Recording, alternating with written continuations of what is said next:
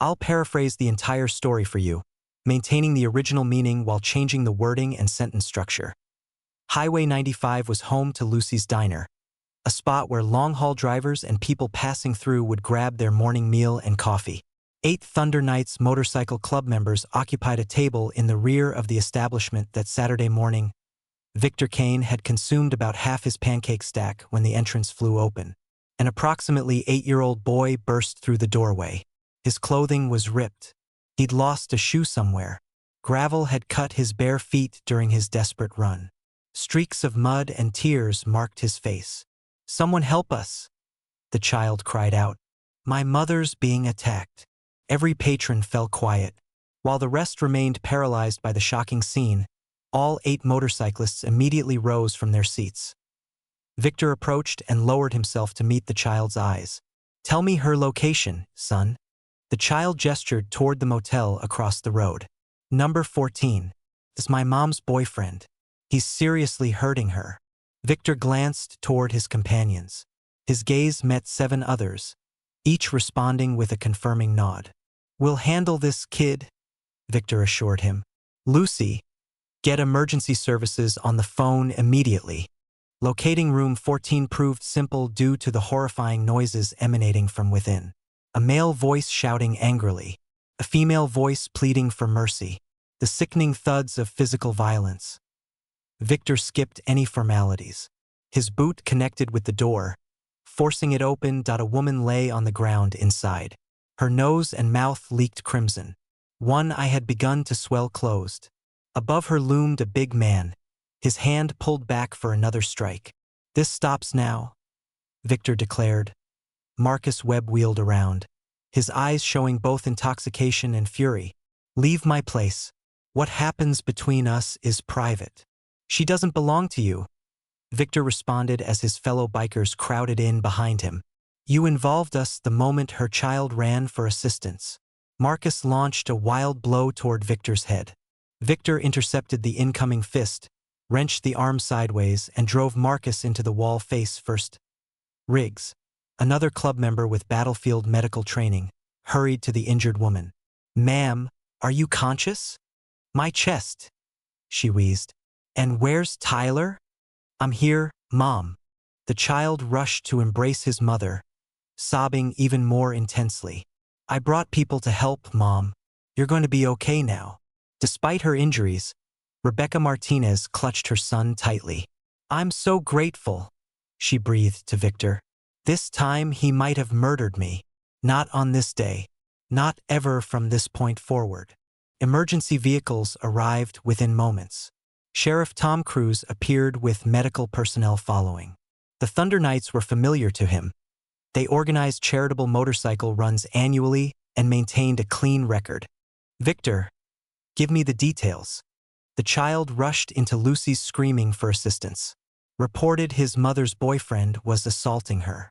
"We intervened. That covers it." Cruise had dealt with Marcus Webb situations previously. Rebecca had always been too frightened to file formal complaints before. "Rebecca, are you ready to file charges now?" Rebecca observed the line of bikers positioned between her and harm. "Absolutely," she stated, her tone more confident than it had been in many weeks. "I want every possible charge filed." While being taken away in restraints, Marcus yelled threats at Rebecca. "I'll post bond by tomorrow.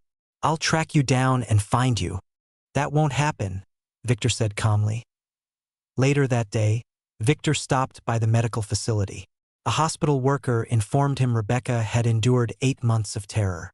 She attempted to escape twice previously. Each time he located her and inflicted worse injuries. Upon regaining consciousness, Rebecca began weeping. "He'll post bond. He consistently does. He has my address. He has all my information." "Not this instance," Victor said. "And if he does gain release, he'll need to get past every one of us." "What motivates you to help people you've never met?" Victor looked at Tyler. "Your son showed genuine bravery today. That kind of courage demands action." The Thunder Knights convened an urgent assembly. 23 riders attended. "Rebecca Martinez and her child require our safeguarding," Victor stated. Marcus will secure release. She has no savings, no relatives nearby, no refuge available. Axel, the club's leader, reclined in his seat. What's your recommendation? Complete club security. We locate safe housing for her, assist with her recovery, and ensure Marcus comprehends that any further contact means confronting our entire membership. That child came to us, Victor continued. During his moment of terror, he perceived us as protectors. We cannot abandon that faith. The proposal is approved, Axel ultimately announced. By Monday's start, the incident dominated local broadcasts. Lucy initiated a collection effort at her establishment. 7 days later, community members had contributed $15,000. The Thunder Knights secured Rebecca, a modest unit, in a protected complex on the opposite side of town. They added reinforced locks, provided emergency contact information, and communicated clearly. Any threat from Marcus toward this woman or her child would trigger an immediate response from 40 motorcyclists. Tyler created an illustration for Victor depicting a large man wearing a dark vest assisting a young boy. "Thank you," appeared written along the image's top edge. Victor felt moisture forming in his eyes. "This artwork is going straight to my home refrigerator. Kid." Marcus posted bail 4 days afterward.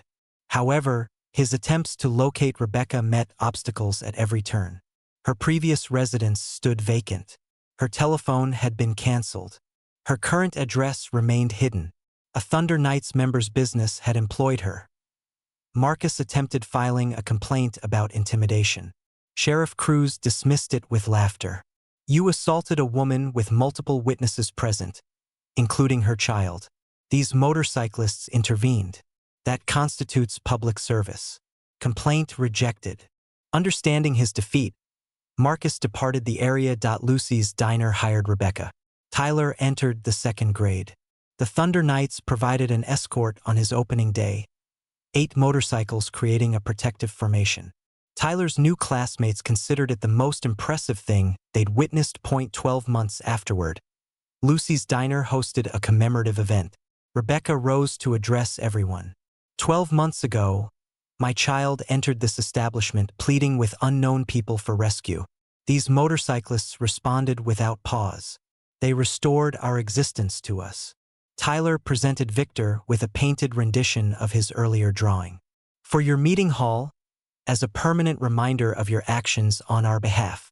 The gathering burst into cheers. Victor crouched down and embraced Tyler. "You're the genuine hero here, kid. You possessed the bravery to request assistance at the critical moment."